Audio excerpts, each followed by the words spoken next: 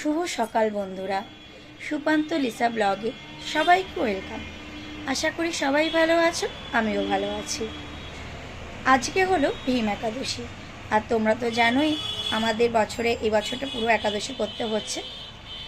আজকের একাদশীটা কিন্তু 12টা একাদশীর মধ্যেও সবচেয়ে কিন্তু গুরুত্বপূর্ণ একটা একাদশী। এটা খুব নিয়ম মেনে করতে হয়, বিশেষ করে বাবাও ফোন করে বলে দিল। যাই হোক, অগাত্তা তোমাদের দাদাভাই মিষ্টির দোকান থেকে কচুরি নিয়ে এলো, সকালে ব্রেকফাস্টটা করবো।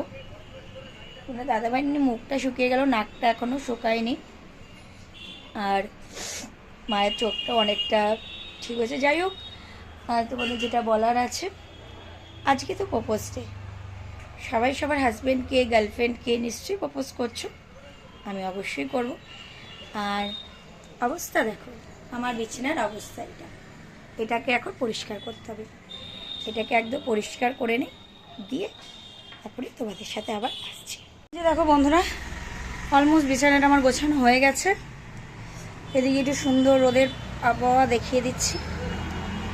দেখো এই গাছটাতে অল্প একটা ফুল বেরোচ্ছে, এখনো পুরোপুরি বেরোয়নি, বেরোচ্ছে।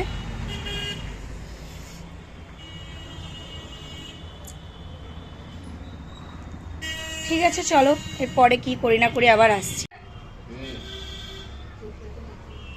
Yes, I will be a good father. জোরে বলো। Yes, I want to be a father. I love you. I love you too. আমার তোমার জন্য একটা জিনিস আছে তোমাকে দেওয়ার। কি? হ্যাঁ, কি? যেটা আজ পর্যন্ত কেউ দেয়নি, যেটা আমি দিচ্ছি। রাম, এটা আমারই মুখে না, জিনিসটা তুমি আমাকে দিচ্ছ। ঠিক আছে, আই লাভ ইউ বা উইল ইউ ম্যারি মি এইসব তো বলতে পারবো না, সেই জন্য পরে উড বি ফাদার হবে কিনা সেটার জন্যই এটা করলাম। যাই হোক, চলো এখন আমি টুকটুক টুকটুক করে ঘর থেকে বেরিয়ে পড়বো। কোথায় যাচ্ছি, কি করতে যাচ্ছি, সব এসে তোমাদের বলছি। যাচ্ছি কিন্তু এইভাবে একটা শাল গায়ে দিয়ে চলে যাচ্ছি। বন্ধুরা, আমার শনিবার দিন পুজোটা কমপ্লিট হয়ে গেছে। পুজোটা হয়ে যাওয়া মানে জানো তো, একটা বড় দায়িত্ব কিন্তু কমপ্লিট হয়ে যাওয়া। আমার পুজো হয়ে গেছে, দেখো পুজো দেওয়া হয়ে গেছে, ধুনোও ঘোরানো হয়ে গেছে। অলমোস্ট আমার সব কিছু এখন পুজোর দিকটা ডান। এবার যেগুলি বাকি কাজ আছে ডালিয়া ফালিয়া করা, সেগুলি করব, ব্যাস। চলো আবার পরে আসছি। সকালে না উঠে আমি তো বাসি নাইটিটা ছাড়ি, তখন কি করলাম, একটু গায়ে জল দিয়ে নিলাম, দিয়ে নিয়ে পুজোটা করে নিই। পুজোটা হয়ে গেলে না একটা বড় নিশ্চিন্ত হয়ে যাওয়া যায়, যে আর যতই যাই হোক না কেন অতটা চাপ থাকে না। সেই জন্য পুজোটা কিন্তু কমপ্লিট করে নিলাম। এইবার আস্তে আস্তে টুকটুক করে ঘরের যা কাজ আছে সেগুলি কিন্তু করতে পারবো। পুজোটা দেওয়া হয়ে গেলে কি এটা নিশ্চিত হলো। পুজোটা কিন্তু একটা বড় দায়িত্ব, কিন্তু প্রত্যেকটা দিন পুজোটা ঠিক টাইম মতন করে নেওয়ার। ঠিক আছে, চলো পরে আবার আসছি। তো বললামই, এর জন্য ডালিয়াটা বসিয়ে দিয়েছি। ডালটাকে একটু হালকা করে মুগ ডালটাকে ভেজে নিচ্ছি, হাঁড়িতেই করব। আর এদিকে ফুলকপি আর আলুটাকে একটু ভাপ দিয়ে নিচ্ছি, যাতে গ্যাস ট্যাস না হয়। ঠিক আছে, চলো কিভাবে ডালিয়াটা করছি দেখো। যেহেতু ডালটা ভাজা ভাজা হয়ে গেছে, এবার জল দিয়ে যতক্ষণ ডালটা ফুটছে, ডালটা সিদ্ধ না হচ্ছে, আমি ডালিয়াটা দেবো না। চলো দেখতে থাকো। এই দেখো বন্ধুরা, জামা কাপড় অলমোস্ট কাঁচা হয়ে গেছে। তো দাদাভাই বাজারে গেছিলো, আবার সবজি নিয়েছে। লঙ্কা আমাদের ঘরে আসবেই, তোমাদের দাদাভাই বাজারে যাবে আর লঙ্কা আসবে না, সেটা হতে পারে? এই যে লঙ্কা, আলু, টমেটো, বেগুন নিয়ে এসছে। এই দেখো জামা কাপড় কাঁচা হয়ে গেছে। প্রচণ্ড ঠান্ডা লেগেছে, কালকে যে বেরিয়েছিলাম টোটো করে গেছিলাম না, টনসিলটা ফুলেছে, ঠান্ডাও লেগেছে, ভাল লাগছে না। তাও কিছু কাজ তো করতে হবে, কারণ মায়ের যেহেতু চোখের জন্য রয়েছে। তাও মা আজকে দুদিন ধরে অনেকটাই হেল্প করে দিচ্ছে। যাই হোক, কী বলবো আর বলো। আর আমাদের এই নিচে এই জায়গাটা ব্যালকনিতে এসে বসতে না, মানে পুরো সবটা দেখা যায় বাইরে, খুব ভালো লাগে, মানে এটা জমজমাট বেশ লাগে। বিশেষ করে যখন মাইক ফাইকগুলি জ্বলে না, খুব সুন্দর লাগে, একটা মানে একটা ভালো অ্যাটমসফিয়ার আসে। ঠিক আছে, চলো আবার পরে আসছি। দেখো বন্ধুরা, আমি ঝটপট করে কিন্তু ঘরটা মুছে নিচ্ছি।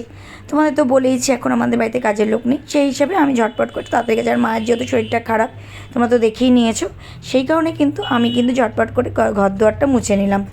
আমার ঘরটা মুছে পুরো ব্যালকনি ট্যালকনি সব দিয়ে মুছে ঠাকুরের সামনেটা আবারও মুছে নিলাম। ঠাকুরের সামনেটা আগে অবশ্যই আমি মুছেছিলাম, কিন্তু এই যে আবার একবার মুছে নিচ্ছি। তোমরা জানোই তো আমার একটু বাতিক আছেই, কী আর বলবো, সেটা নিয়ে তো আর নতুন করে কিছু বলার নেই। আর ঘর দরটা কী আর আমাদের রেগুলার মুছতে, আমাদের যেহেতু রাস্তার ধারে বাড়ি, তো আমাদের প্রত্যেক দিন না মুছতে না খুব নোংরা হয়ে যায়।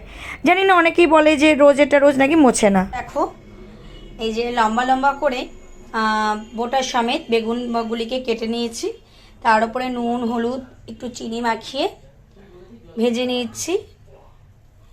তেল গরম হয়ে গেছে,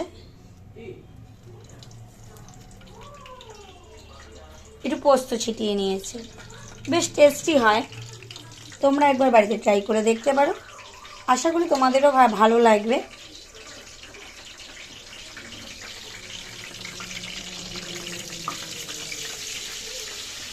খেতে বেশ ভালো হয়, তো ওই জন্যই বললাম। অলমোস্ট ডান আমার যে ডালিয়ার খিচুড়ি, দেখেই নিতে পারো। ডালিয়ার খিচুড়ি অলমোস্ট ডান হয়ে গেছে। দিনে খেয়ে রাতেও আশা করি হয়ে যাবে, আর রাতে কোনো এক্সট্রা ঝামেলায় যাব না। একটু ছোলা ভিজিয়ে রাখছি, একটু ছোলা সিদ্ধ নাও ভিজাতে পারি, অসুবিধা নেই। আমাদের নিচে নিরামিষ ছোলা মটর আলুর সিদ্ধ পাওয়া যায়। চিমনিটা অন করে নিলাম।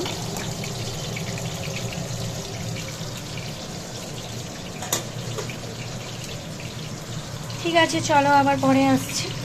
হ্যালো ফ্রেন্ডস, আবার চান করে এলাম, একটু কাজকর্ম ছিল। এসে আমরা এই যে দুপুরের লাঞ্চটা করে নিচ্ছি, ডালিয়া আর বেগুন ভাজা। আজকে যেহেতু ভীম একাদশী তো বলেই দিলাম। আর চলছে এখন টিভিতে কি যেন বারুর যে ফ্যামিলিটা চলছে, ওটা দেখছি। ঠিক আছে, চলো তোমাদের সাথে আবার বিকেলে আসবো। টাটা, গুড ইভিনিং বন্ধুরা। এই যে আমরা কি সন্ধ্যা দেওয়া হয়ে গেছে, সন্ধ্যাবাতি দেওয়া কমপ্লিট। তোমাদের দাদাভাই একটু চা করে দিল, একটু চাটা খেয়ে নেই। মাথাটা প্রচণ্ড ধরেছে, ভেবেছিলাম একটু সোদপুরের দিকে যাব, তারপরে দেখলাম যে মাথাটা এত ধরেছে ভাল লাগছে না, তারপরে গাটাও ম্যাচ করছে না, থাক আজকে আর যাবো না। কারণ ঠান্ডাটা হট করে আবার পড়েছে, তো মানে ওই জন্য চোখের পাওয়ারটা চেক করতে যাওয়াটা দরকার ছিল। এখন আর ইচ্ছা করছে না যাওয়ার, ইচ্ছা করছে না, বুঝলে বন্ধুরা। ইচ্ছা না করলে কি আর যে মন চায়, যে মন চায়। হ্যাঁ, এটা তো রয়েছে, আমিও জানি। ইচ্ছা না করলে কোনো কাজ করা যায় না, আর ইচ্ছা করলে সব কাজই করতে বেশ ভালোই লাগে। চলো এখন একটু চা খেয়ে নিই, আচ্ছা নেই চাটা খেয়ে নেই। ঠিক আছে, চলো বন্ধুরা, আবার একটু পরে আসছি। বন্ধুরা আজকে আর বেরোলাম না, বললামই তো ঠান্ডার মধ্যে আর বেরোনো ইচ্ছা করছিল না বেরোতে। তোমাদের দাদাভাই বেরিয়ে ফুচকা নিয়ে এসছে, ফুচকা, আলু মাখা, টক জল। অ্যাকচুয়ালি আমার টক জলটা খাওয়া বারণ, যেহেতু আমি এখন হোমিওপ্যাথি ওষুধটা খাচ্ছি। ওই আঙ্কেলের বারণ আছে যে ওই খেতে না, ওই জন্য। আর ওই জন্য ভাবছি টক জলটা অ্যাভয়েড করে আলু দিয়ে খেয়ে নেবো, বুঝতে পেরেছো তো। প্রচণ্ড ঠান্ডা লেগে রয়েছে। আর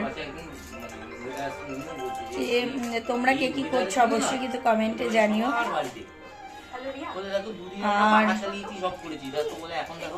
আর মানে গা হাত তো প্রচণ্ড ব্যথা, তাহলে জানা। তারপরে তোমাদের দাদাভাই বড় বড় দুখানা বেগুন নিয়ে এসছে।